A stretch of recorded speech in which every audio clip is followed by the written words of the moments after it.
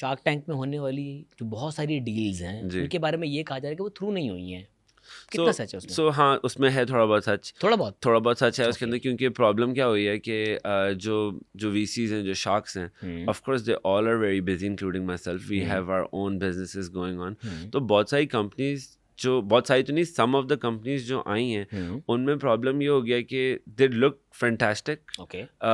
लोग अच्छे लग रहे हैं, एंटरप्रेन्योर्स अच्छे लग रहे हैं, बिजनेस आइडियाज़ अच्छे लग रहे हैं, नंबर्स अच्छे लग रहे हैं, हम लोगों ने डील्स अच्छी ऑफर करी, एक्सेप्ट हुई, सब कुछ हुआ। तो जब उसके बाद ड्यू डिलिजेंस फेज के अंदर गए तो उनकी कंपनीज भी स्ट्रक्चर नहीं है यार। उनकी कंपनी भी नहीं, अगर उनकी एक एलएलसी या जो भी यहाँ प्राइवेट लिमिटेड कंपनी होती है, जो भी एक लाइसेंसिंग पूरी नहीं है हाँ, उनकी, मतलब कॉपीराइट्स अगर पूरे बंदा नहीं बोलता है कि भाई मेरी कंपनी ही नहीं बनी हुई, आप मेरी कंपनी ज़रा बनवा दें पहले, और फिर उसके बाद वो बोलता है कि, या फिर दूसरी कंपनी बोलती है हाँ मेरी कंपनी तो बनी हुई है, सोल प्रोप्राइटर या जो भी होती है, अब बट हम लोग सारी जो डीलिंग है वो कैश पे कर रहे हैं, आप आ जाएं हमारा रजिस्टर चेक कर लें। अब इतना टाइम नहीं है भाई अभी किसी के वेयर हाउस में जाके, किसी लोकल कंपनी में बैठ के जाके उसका कैश रजिस्टर। तो ये सारी चीजें उनकी पिच से पहले नहीं होनी चाहिए थी? सो हुई हुई थी at some point, but again क्योंकि जो भी कंपनीज ऑन बोर्ड आ रही थी वो अपना इतना सेंसिटिव डाटा प्रोडक्शन हाउस के साथ नहीं शेयर करना चाह रही थी। They were like it's confidential, जिसके साथ हमारी डील होगी, जिस शार्क के साथ we know this 5-7 people, they're well reputed people, if we want to open our numbers, our books, our everything in front of them, तो उनके साथ हम कर लेंगे। हम आपको क्यों दें? आप प्रोडक्शन वाले हो, आपके पास 100 लोग टीम में काम कर रहे हैं, हमारा डेटा सेंसिटिव है, बाहर हो जाता है, व्हाट्सएवर उनकी जो भी डील थी। तो बहुत सारे लोग जो है वो स्नीक इन हो गए, कहीं ग्रे एरिया रखा उन्होंने। हाँ, तो अब उस वजह से अब वो कई डीलें, वी वर वेरी एक्साइटेड कि पुश थ्रू हो जाएंगी, बट और हम कईयों पे बहुत काम भी कर रहे हैं। आई थिंक कई जो हमारे जो फेलो शार्क्स हैं, they are also really pushing it, क्योंकि दो चार ऐसी चीज़ें हैं जिनमें ये प्रॉब्लम आ रही है, but we really like the product, so we want to push it through like in a way. अब हम उन डीलों को रिकन्सिडर ऐसे कर रहे हैं कि ये समझो कि ये this is just an idea, this is not like an operational company. अब ये बंदा जो बोल रहा है इसकी बात की क्या वैल्यू है हम जानते तो है नहीं, और 2025 में आप फेस वैल्यू पे नहीं जा रहे हो, यू गोटा go on your software, your technology, your facts and figures.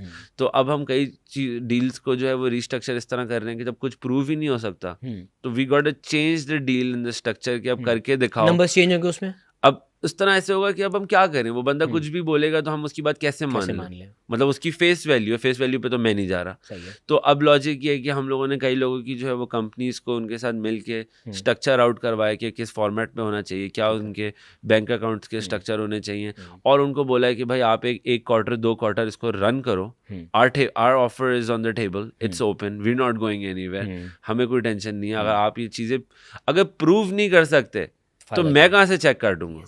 ऐसे फ्री के पैसे हैं, पैसे हैं तो मतलब ये थोड़ी दे देंगे, तभी देंगे जब आप प्रूफ कर पाओगे। वो कहते हैं ना ठोक बजा के प्रूफ कर पाओगे कि भाई ये देखो बैंक स्टेटमेंट, ये देखो मेरा रेवेन्यू सेंटर, ये मेरे एक्सपेंसेस हैं, सब कुछ बैंक से निकल रहा है A to Z, आना है तो आओ वरना आगे बढ़ो, तो बात हो सकती है। But if it's like hypothetical कि कोई बोल रहा है कि मैं not in a bad way, but कोई टैक्स के चक्कर में कोई आगे बोल रहा है भाई हमारी तो सेलें डबल हैं, कोई बोल रहा है हमारे हमने जो टीवी पे आके पिच किया, बात तो कोई भी कर सकता है ना, है ना। अब वो टीवी पे आके उस बंदे ने बोला कि एग्जांपल दे रहा हूँ ऐसे हाइपोथेटिकली कि हम साल का 1 करोड़ रुपए बनाते हैं, उस बेसिस पे डील वील हो गई, और अब जब मैं उसके पास जाके हम लोग बात कर रहे हैं, वो बोल रहा है नहीं भाई 1 करोड़ तो टीवी पे बोला था, 1.5 करोड़ रुपए बन रहा है। अब हम एक्साइटेड, हमने बोला दादा ये तो लॉटरी लग गई ना, पार्टी ऑन है, यहाँ पे तो पैसे बनेंगे। उसको बोला चल प्रूफ कर, बोला नहीं प्रूफ तो मैं 1 करोड़ भी नहीं कर सकता, प्रूफ तो मैं खाली 60 लाख रुपए कर सकता हूँ।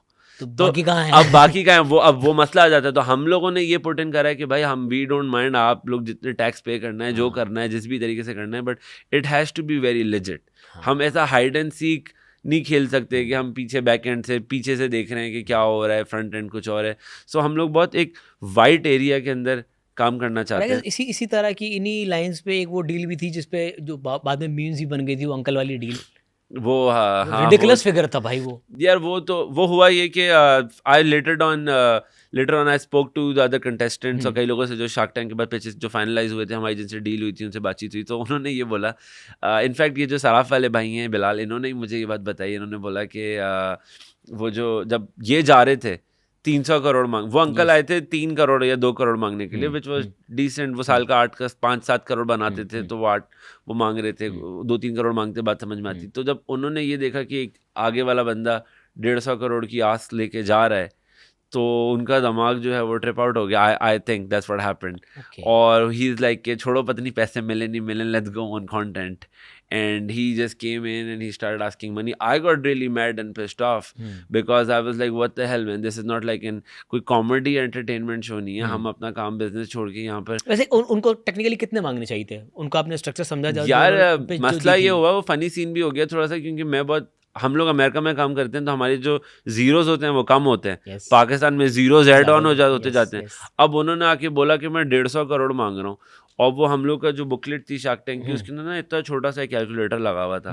अब मैं उसमें ना 150 करोड़ को अपनी तरफ से प्लस माइनस करके फिगर आउट करना चाह रहा हूँ कंपनी की क्या नेटवर्थ है. अब वो समझ ही नहीं आ रहा, 1000 करोड़ है 10,000 करोड़ है, वो जीरोज ही नहीं आ रहे हैं, मुझसे पढ़ा भी नहीं जा रहा. अब हमारे अमेरिका में इतने जीरोज होते ही नहीं है कभी. तो अब मैं इधर साथ में जुनेद बैठे हुए, इधर फैसल बैठे हुए. मैंने बोला भाई जुनेद भाई ये बताएं ये हो क्या रहा है, ये कितने जीरोज हैं. वो भी बोल रहे हैं रुक जाओ. एक अजीब सा किया हाउस सिचुएशन हो गया कि 3 मिलियन बनता है कोई कम से कम. कि पता नहीं ये कंपनी की वर्थ, क्योंकि वो 150 करोड़ में खाली 3% कंपनी दे रहे थे. ओके. 150 करोड़ में वो 3% कंपनी दे रहे थे. तो अभी तो नंबर जो है वो बहुत ही हाई पहुंच रहा था. तो I had to stop the show, like not stop but I had to like call it out loud कि भाई एक सेकंड होल्ड कर जाए, मुझे पहले इस कंपनी की वर्थ, मुझे जीरो समझने मुझे पहले इस कंपनी को समझने दें कि इसकी वैल्यू क्या है, 1000 करोड़ है या 10,000 करोड़ है. तो समझ नहीं आ पा रहा. तो फिर फैसल ने बैठ के कैलकुलेट करा अपने सेलफोन पे, क्योंकि जीरोस तो कैलकुलेटर पे फिट नहीं आ रहे थे.